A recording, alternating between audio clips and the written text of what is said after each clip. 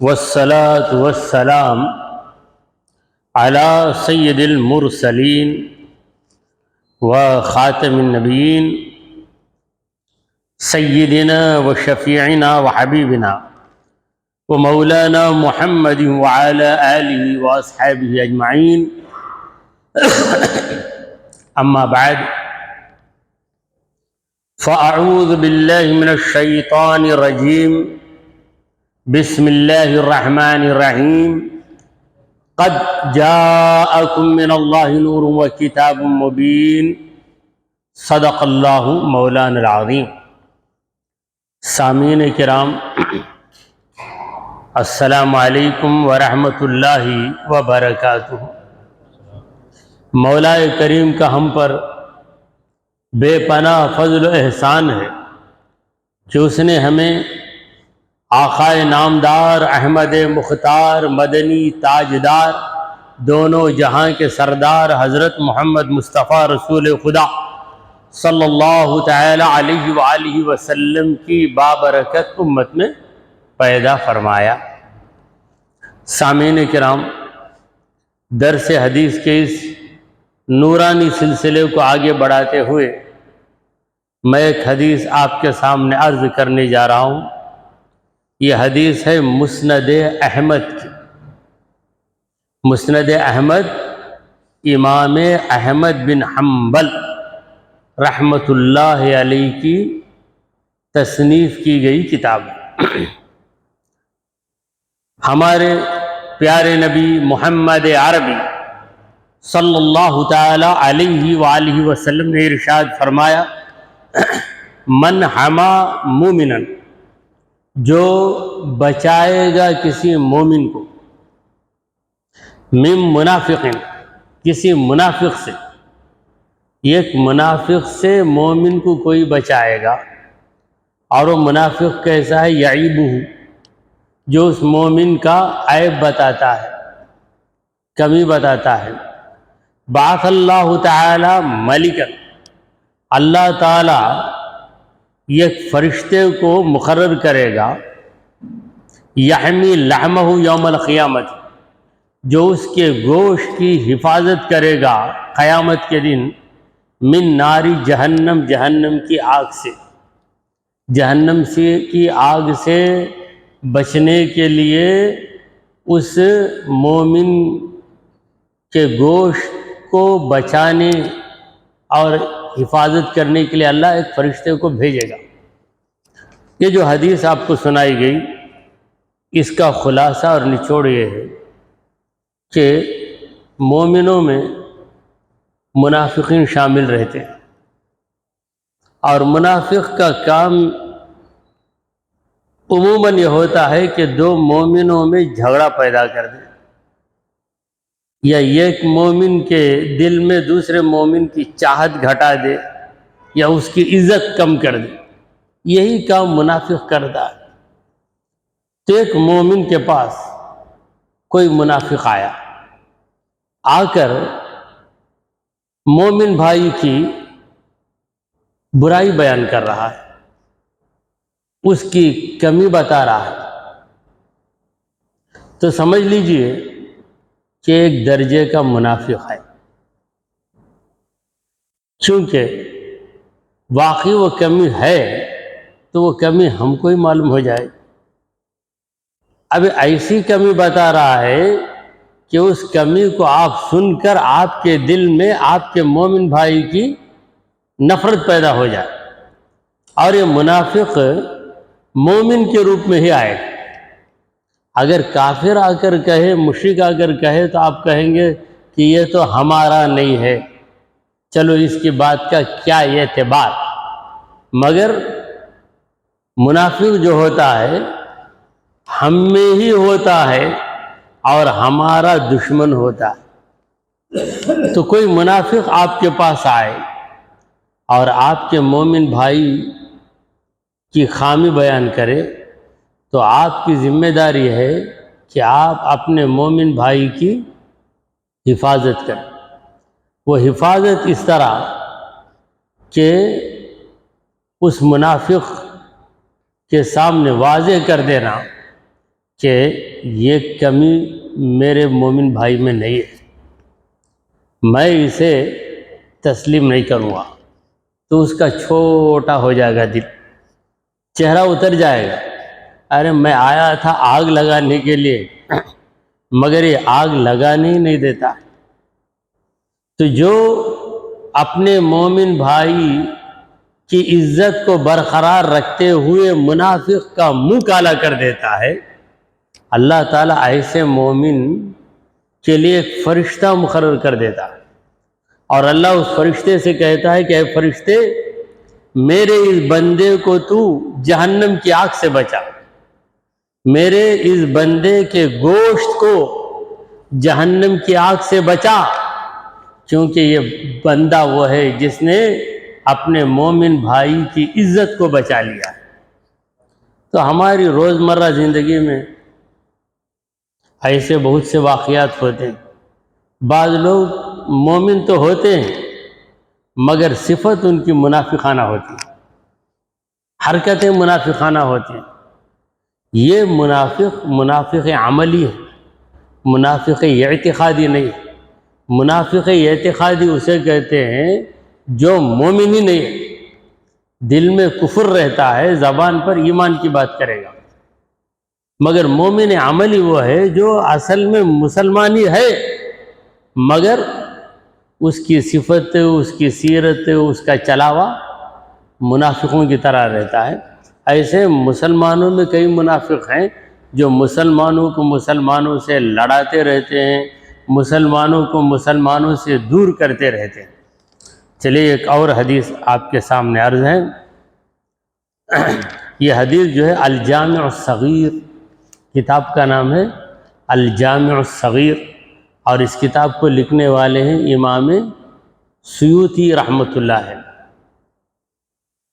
تو اس کتاب میں چھوٹی چھوٹی حدیثیں، حضور سرکار دو عالم صلی اللہ علیہ وآلہ وسلم نے فرمایا الدنیا والآخرۃ حرام علی اہل اللہ، اہل اللہ پر دنیا اور آخرت دونوں ہی حرام ہیں۔ اہل اللہ، اللہ کے اولیاء، اللہ سے بے پناہ محبت کرنے والے، انہیں اللہ ہی چاہیے، اس کے سوا کچھ نہیں چاہیے، بس ان کا یہی وظیفہ رہتا ہے کہ اللہ بس، باقی ہوس۔ اللہ کے سوا کسی چیز کو آپ طلب کرتے ہیں تو آپ کے دل میں ہوس ہے، اللہ مل جانے کے بعد اور کچھ ہمیں ملے، یہ طلب کون رکھے گا جس نے اللہ کو پایا ہی نہیں ہے؟ پروردگار کہتا ہے الیس اللہ بکافٍ عبدہ، کیا اللہ اپنے بندے کو کافی نہیں ہے، بس نہیں ہے؟ کہ خدا کہتا ہے میرے بندے میں تیرے ساتھ ہوں، پھر بندہ کہتا ہے کہ تو میرے ساتھ ہوا مگر اتنا مجھے بس نہیں ہے، مجھے اور بھی کچھ چاہیے، تو کیسا بندہ ہے؟ بروز حشر عامر حق یہ پوچھے ساتھ میں کیا ہے، تو کہہ دوں ساتھ میں تو ہے تو پھر تیرے سوا کیا، تو کہہ دوں ساتھ میں تو ہے تو پھر تیرے سوا کیا ہے۔ مولا ساری زندگی تجھے ساتھ رکھا، ساتھ محسوس کیا، تو اللہ والوں کو معیت الہ کا ہمیشہ ادراک رہتا ہے۔ معیت، مع کا معنی ساتھ ہونا، اللہ ہمارے ساتھ ہے، ان اللہ معی، ان اللہ معی، بے شک اللہ میرے ساتھ ہے، یہ تصور، یہ عقیدہ، یہ یقین رہتا ہے۔ تو جب اللہ ساتھ ہے تو پھر اور کی کیا ضرورت ہے؟ تو اہل اللہ، دنیا سے تو ان کا دل اچاٹ ہی رہتا ہے، دل لگتا نہیں دنیا میں۔ دنیا کی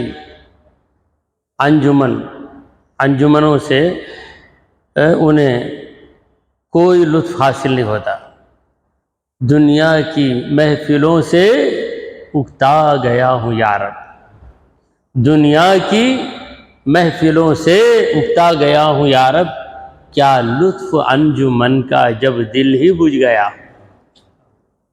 تو اللہ تبارک و تعالیٰ کے جو خاص بندے ہوتے ہیں ان کو کہتے ہیں اہل اللہ، اہل اللہ ان کا لقب۔ تو دنیا ان پر حرام ہے کا مطلب وہ دنیا کو طلب نہیں کرتے، آ جاتی ہے دنیا ان کے پاس آ جاتی ہے تو بقدر ضرورت لے لیتے ہیں، یہ سوچ کر کہ ہمارے رب نے ہم کو دیا ہے، پیچھے نہیں بھاگتے، دنیا کے پیچھے نہیں بھاگتے۔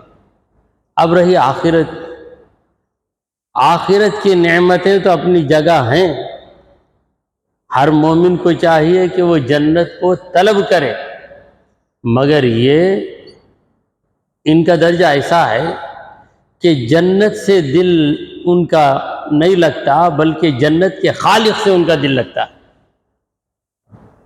جنت کا خالق، جیسا کہ حدیث پاک میں آتا ہے کہ جنتی جنت میں چلے جائیں گے، پروردگار پوچھے گا کیا تمہیں سب کچھ مل گیا اور کسی چیز کی ضرورت ہے؟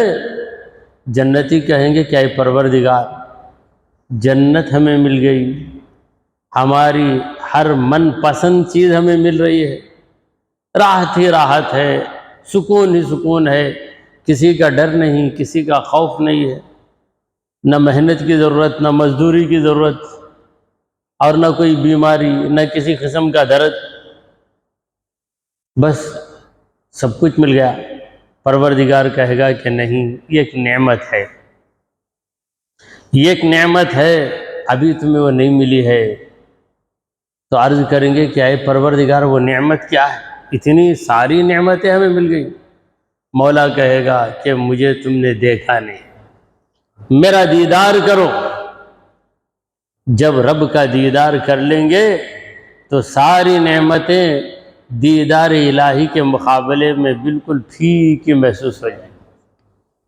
دیدار الہی، اللہ کا دیدار، یہ برحق ہے۔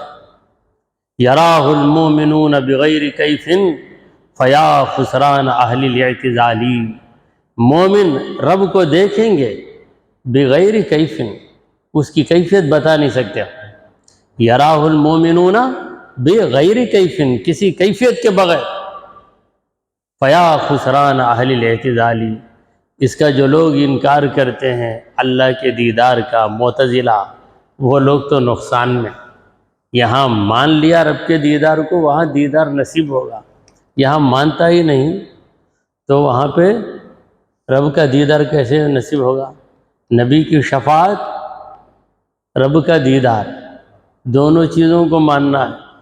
جو نبی کی شفاعت کو یا نہیں مانتا، وہاں اسے شفاعت کیسے نصیب ہوگی؟ تو میں عرض کر رہا تھا کہ اہل اللہ نہ انہیں دنیا کی نعمتوں کی طرف توجہ ہے، نہ آخرت کی نعمتوں کی طرف توجہ ہے، ان کی پوری توجہ اللہ تبارک و تعالی کی طرف۔ وہ اللہ کی ذات کے طلبگار رہتے۔ بنا بے خبر ساری خبروں سے مجھ کو، بنا بے خبر ساری خبروں سے مجھ کو، الہی رہوں ایک خبردار تیرا۔ مجھے بس تیری خبر رہے، تیرا دھیان رہے، تیرا خیال رہے، تیری یاد رہے۔ ہمارے غوث پاک رضی اللہ تعالیٰ عنہ کی یہی کیفیت ہے۔ غوث الاعظم فرماتے ہیں ندارم گرچہ آن دیدہ کہ بینم در جمالے تو، نیم نہ امید چوں عمرم گزشت اندر خیالے تو۔ اے پروردگار مجھے وہ آنکھ نہیں ہے جو تیرے دیدار کے قابل ہے۔ ندارم میں نہیں رکھتا ہوں، گرچہ آن دیدہ، اگرچہ کہ ایسا دیدہ یعنی ایسی آنکھ کہ بینم در جمالے تو، کہ تیرا جمال دیکھوں، تیرا جلوہ دیکھوں، اس لائق میری آنکھ نہیں ہے۔ نیم نہ امید، نا امید بھی نہیں۔ کیوں نا امید نہیں ہوں؟ چوں عمرم گزشت اندر خیالے تو، میری پوری عمر تیرے خیال میں گزری، تجھے ہی میں نے سوچا تو تجھے ہی سوچا ہے، تیرا ہی خیال کیا ہے۔ تو اہل اللہ کو اللہ کے قرب کی جو نعمت ہے وہی ان کے حق میں بہت بڑی جنت ہے۔ جیسا کہ ایک بزرگ شاعر کہتے ہیں مجھے مقصود رضا تیری، میں ہوں ایک بندے تسلیم، مجھے مقصود رضا تیری، میں ہوں ایک بندے تسلیم، نہ مجھ کو خوف دوزخ کا، نہ مجھ کو شوق جنت کا، نہ مجھ کو خوف دوزخ کا، نہ مجھ کو شوق جنت کا، مجھے مقصود رضا تیری، میں ہوں ایک بندے تسلیم۔ بندے تسلیم یعنی میری صفت ہی تسلیم ہے۔ تسلیم کا معنی کیا ہے؟ کچھ بھی کہو جی ہاں جی ہاں جی ہاں، رات کے وقت کہو نہیں اب دن ہے، جی ہاں جی ہاں، ہر بات کو تسلیم۔ اے پروردگار تو جو بھی کہے میں تسلیم کر لوں گا، میں شکایت نہیں کروں گا، کیونکہ جو صاحب تسلیم ہوتا ہے وہ صاحب شکایت نہیں ہوتا۔ اگر شکایت کر دیا تو تسلیم و رضا نہیں ہے اس کے پاس، تسلیم و رضا کے دائرے سے باہر ہو گئے۔ تسلیم و رضا کے دائرے میں ہے تو شکایت اس کے پاس آ ہی نہیں سکتی۔ دونوں متضاد چیزیں، تسلیم اور شکایت متضاد، یہ ایک دوسرے سے نہیں مل سکتی۔ تو اہل اللہ پر دنیا اور آخرت دونوں حرام ہیں۔ تو پروردگار عالم نے اہل اللہ سے جب خطاب کیا تو فرمایا یا ایتھا النفس المطمئنہ، اے مطمئن بندے، اے مطمئن نفس۔ نفس کون ہے؟ بندہ ہی ہے۔ یا ایتھا النفس المطمئنہ ارجعی الی ربک، تیرے رب کی طرف لوٹ کر آ، راضیتاً تو راضی ہو جا، مرضیتاً رب تجھ سے راضی ہے، فادخلی فی عبادی، میرے بندوں میں آ، وادخلی جنتی، میری جنت کے اندر آ جا۔ کئی جنتیں ہیں، جنت المأویٰ ہے، جنت الفردوس ہے، جنات عدن ہے، سب ہیں، مگر یہاں پر جس جنت کا ذکر ہے اس جنت کی نسبت اللہ نے اپنی ذات سے کی، فرمایا وادخلی جنتی، میری جنت میں داخل ہو۔ تو اللہ والے انہیں قرب الہی کا مزہ مل جاتا ہے، دوسری ہر چیز انہیں پھیکی لگتی ہے۔ تو ایک اور حدیث آپ کے سامنے عرض ہے، اس حدیث کو امام ترمذی نے نقل کیا ہے۔ اللہ کے پیارے حبیب، ہمارے دلوں کے طبیب حضرت محمد مصطفیٰ صلی اللہ تعالی علیہ وآلہ وسلم نے ارشاد فرمایا اقتدوا بالذین من بعدی ابی بکر و عمر رضی اللہ عنہما، اے مومنو اقتدا کرو، پیروی کرو ان دونوں کی جو میرے بعد ہے، ایک تو ابو بکر ہے پھر عمر ہے، ابی بکر و عمر۔ سرکار دو عالم صلی اللہ علیہ وسلم اس حدیث پاک کے ذریعے ایک پیشین گوئی سنا رہے ہیں کہ اے مومنو میرے بعد جو میرا نائب ہوگا، جو میرا خلیفہ ہوگا، وہ حضرت ابو بکر صدیق رضی اللہ تعالیٰ عنہ ہوں گے۔ لہٰذا میرے من بعد، میرے اس دنیا سے اوجھل ہو جانے کے بعد تم لوگ میرے جانشین کی پیروی کرو، صدیق اکبر کی پیروی کرو۔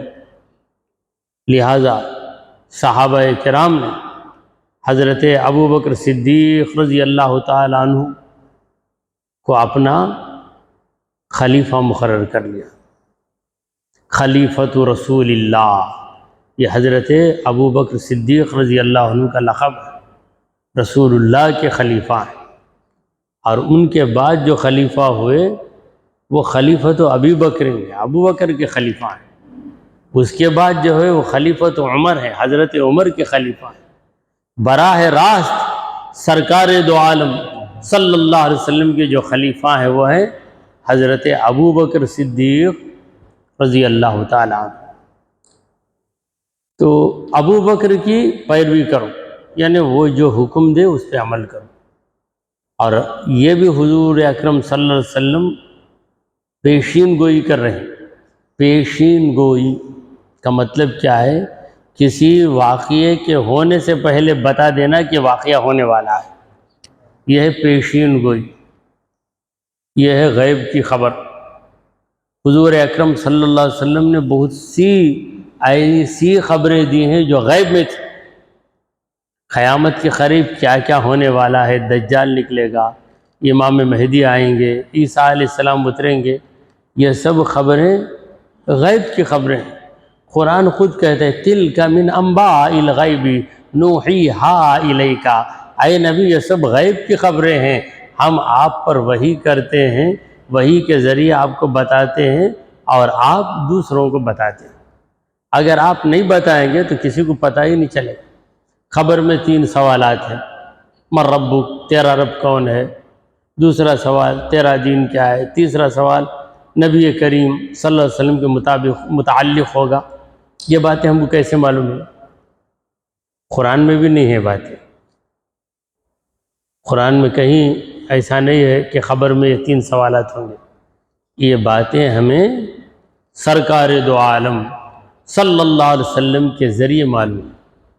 تو میرے بعد ابو بکر خلیفہ بنیں گے، ابو بکر کے بعد عمر فاروق مسلمانوں کے حاکم بنیں گے۔ تو حضرت عمر رضی اللہ تعالیٰ عنہ نے امیر المومنین کے لقب کو ایجاد کیا۔ اس کے پہلے امیر المومنین کا لقب نہیں تھا۔ ابو بکر صدیق رضی اللہ عنہ کو لوگ ایسے ہی بلاتے تھے، یا خلیفہ رسول اللہ، اے رسول اللہ کے خلیفہ۔ اب اس کے بعد حضرت عمر خلیفہ بنے تو لوگوں نے کہنا شروع کیا یا خلیفہ، خلیفتی رسول اللہ، رسول اللہ کے خلیفہ۔ حضرت عمر نے سوچا کہ مجھے بلانے کے لیے خلیفہ 2 بار بولنا پڑتا، میرے بعد جو ہوگا اسے 3 بار بولیں گے، یا خلیفہ، خلیفتی رسول اللہ۔ ایک عرصہ گزر جائے گا تو خلیفہ کا نام بولنے کے لیے 15-20 منٹ لگ جائیں گے۔ تو حضرت عمر رضی اللہ عنہ نے کہا کہ اب ہمیں خلیفہ کے بجائے امیر المومنین، مومنوں کا امیر، ہمارے بعد جو آئے گا وہ بھی امیر المومنین ہوگا، قیامت تک جو بھی مسلمانوں کا حاکم رہے گا وہ امیر المومنین ہی رہے گا۔ تو یہ 2 جلیل القدر صحابہ ہیں۔ اہل سنت والجماعت کا عقیدہ ہے کہ صحابہ کرام میں سب سے بڑا درجہ حضرت ابو بکر صدیق رضی اللہ عنہ کا ہے، اور دوسرا درجہ حضرت عمر بن خطاب رضی اللہ تعالیٰ عنہ کا ہے۔ اسی پر اکتفا کرتے ہوئے دعا کیجئے کہ پروردگارا ہم نے جو کچھ کہا اور سنا اسے قبول فرما لے۔ اے اللہ ہمارے گناہوں کو معاف فرما، ہماری خطاؤں کو درگزر کر دے۔ اے رب العالمین ہم پر تیری رحمت نازل فرما۔ اے اللہ ہمارا خاتمہ ایمان کی حالت پہ فرما۔ وصلی اللہ تعالی علی خیر خلقہ سیدنا مولانا محمد وعلی آلہ واصحابہ اجمعین۔ الفاتحہ۔